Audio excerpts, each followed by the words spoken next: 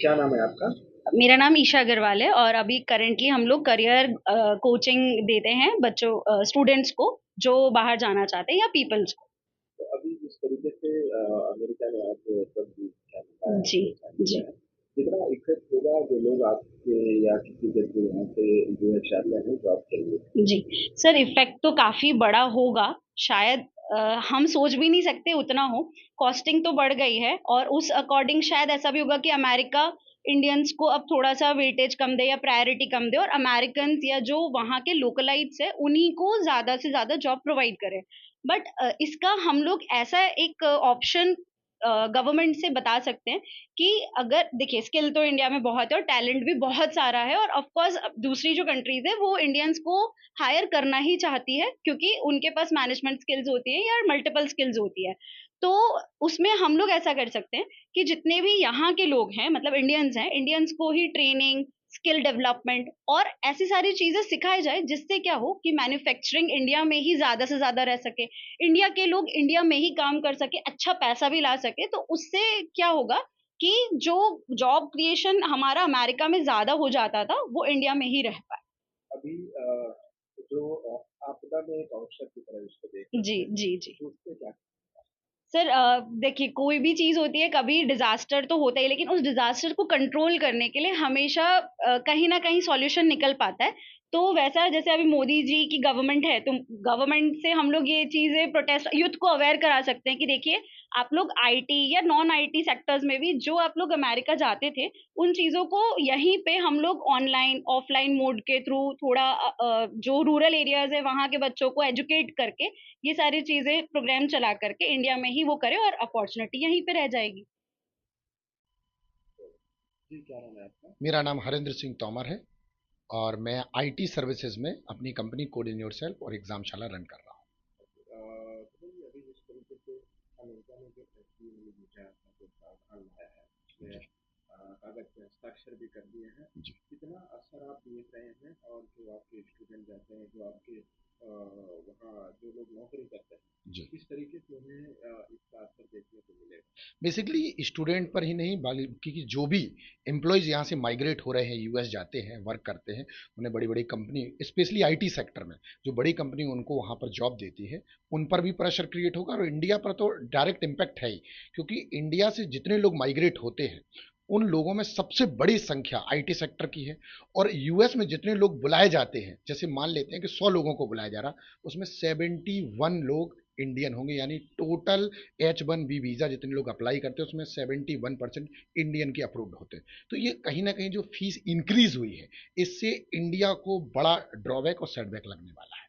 इसका all over देखा जाए तो भारत पे कैसे असर पड़ेगा अगर फैक्टर में बात करें? फैक्टर में बात करें तो पहला तो जो हम लोग एम्प्लॉयमेंट जनरेट कर पा रहे थे यहाँ से लोगों को भेज कर, वो एम्प्लॉयमेंट जनरेशन में हमें प्रॉब्लम होगी। क्योंकि हमारे यहाँ इंजीनियर सबसे ज़्यादा है, जो आईआईटीएन लोग हैं सबसे ज़्यादा माइग्रेट होकर यूएस यूरोपियन नेशन जाकर सबसे ज़्यादा वहाँ पैसे अर्न करते हैं। दूसरा इम्पैक्ट ये होगा कि जब वो यहाँ से जाकर वहाँ पैसा अर्न करते हैं तो इंडिया में पैसा भेजते हैं अपनी फैमिली के लिए या यहाँ पर जो भी चीज़ें उन्हें परचेज करनी है, तो जो पैसा इंडिया आता है उसे प्राइवेट रेमिटेंस में रखा जाता है। यानी जब हम लोग इंपोर्ट और एक्सपोर्ट के डेटा को मेजर करते हैं और वहां पर किसी प्रकार से बैलेंस ऑफ पेमेंट में प्रॉब्लम आ रही होती है तो हम प्राइवेट रेमिटेंस को भी कंसीडर कर लेते हैं बैलेंस ऑफ पेमेंट के तौर पे।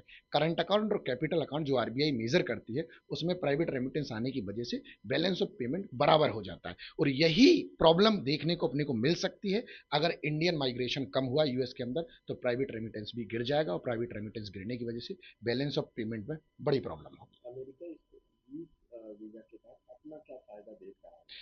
इंडिया के लोग वहां माइग्रेट नहीं होंगे अगर, तो लोकलाइट्स लोगों के लिए अपॉर्चुनिटी बढ़ जाएगी। क्योंकि हो सकता है ऐसा है कि बड़ी company Morgan Stanley, JP Morgan जैसी बड़ी कंपनियां हैं जो इंडियन को तब भी बुला सकती हैं इतना बड़ा रेमिटेंस, इतना बड़ा फी पे करके। लेकिन जो छोटे प्लेयर होंगे, जो यूएस बेस्ड कंपनियां होंगी, वो इंडियंस को नहीं, इंडियन क्या और भी नेशंस के लोगों को नहीं बुला पाएंगे जिनमें इंडियन सबसे ज्यादा है।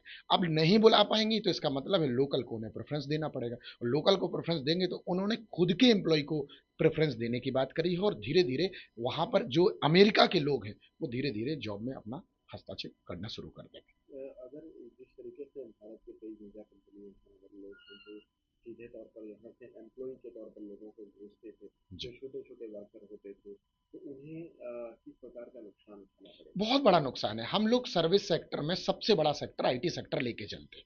अब आईटी सेक्टर पे डायरेक्ट नहीं पर इनडायरेक्ट वे में बड़ा इंपैक्ट है। अगर आप हमारे सर्विस सेक्टर का कंट्रीब्यूशन जब जीडीपी में देखेंगे तो एक बड़ा कंट्रीब्यूशन है। मैन्युफैक्चरिंग में तो हम लोग धीरे धीरे आगे बढ़ रहे हैं मोदी जी के मिशन के थ्रू, बट यहां पर जब सर्विस सेक्टर में आईटी देखने जाएंगे तो जो आईटी के लोग ऑन साइट रोल पर चले जाते हैं, जैसे टीसीएस ने अपने 4 लोगों को यूएस भेज दिया, यूएस में वर्क कर रहे हैं, वो जाना कम हो जाएगा, क्योंकि टीसीएस इतना पैसा पे ही नहीं कर पाएगी एम्प्लॉय को, और एम्प्लॉय तो अपनी जेब से पैसा दे नहीं सकता। तो धीरे धीरे ये चीज का भी नुकसान मिलेगा। और जो कंपनियां लोगों को प्रिपेयर कर रही हैं कि बड़ी बड़ी आईटी कंपनी में जाइए, वो धीरे धीरे यहाँ एम्प्लॉयमेंट जनरेशन पर प्रोग्राम क्लोज करने लगेंगी। तो वो कंपनियां जो और लोकल इंडियंस को लोकलाइट जॉब दे रही थी, उनको ट्रेन करने के लिए बच्चों को, वो धीरे धीरे बंद हो जाएगा। अभी जिस तरीके से अमेरिका ने पहले 50% का जी टैरिफ लगाया, जी और अब अमेरिका जो है सीधे तौर पर एफडीए वीजा पर उसने अपना हस्ताक्षर कर दिया है।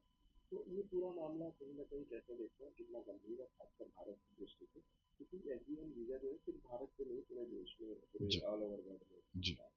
क्या कहेंगे आप? मेरे मेरे दृष्टिकोण से साहब ये बात है कि अगर कोई पर्सन इंडिया का वहां माइग्रेट हो रहा था तो डायरेक्ट इंडिया को फायदा था, इंडिया कुछ एक्सपोर्ट कर रहा था डायरेक्ट इंडिया को फायदा था।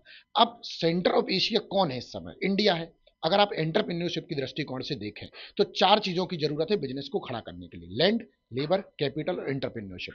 हमारे पास लैंड है, हमारे पास लेबर है, हमारे पास एंटरप्रेन्योरशिप की आइडिया है, कैपिटल की हमें कमी पड़ जाती थी। तो मान लेते हैं कि कोई पर्सन एक आईआईटी बॉम्बे से पास किया है और यूएस जाकर वहां पर बड़ी कंपनी में कार्यरत है। अब वो पैसा इंडिया में भेजेगा तो हो सकता है अपने छोटे भाई को, अपने दोस्तों को मदद करके इंडिया के बिजनेस को ग्रो अप करने में मदद करता। तो जो कैपिटल इंडिया में आ रहा था वो धीरे धीरे होना बंद हो जाएगा, और डायरेक्ट इंडिया पे इंपैक्ट है इस चीज का। और यूएस ये बात चाह रहा है कि इंडिया पे इसका इंपैक्ट हो, ताकि इंडिया पीछे चला जाए जीडीपी की दृष्टिकोण से भी, और एशिया में जो हम लोगों का पार्टिसिपेशन और वर्ल्ड में पार्टिसिपेशन बढ़ रहा है वो धीरे धीरे कम देखना चाहता है यूएस।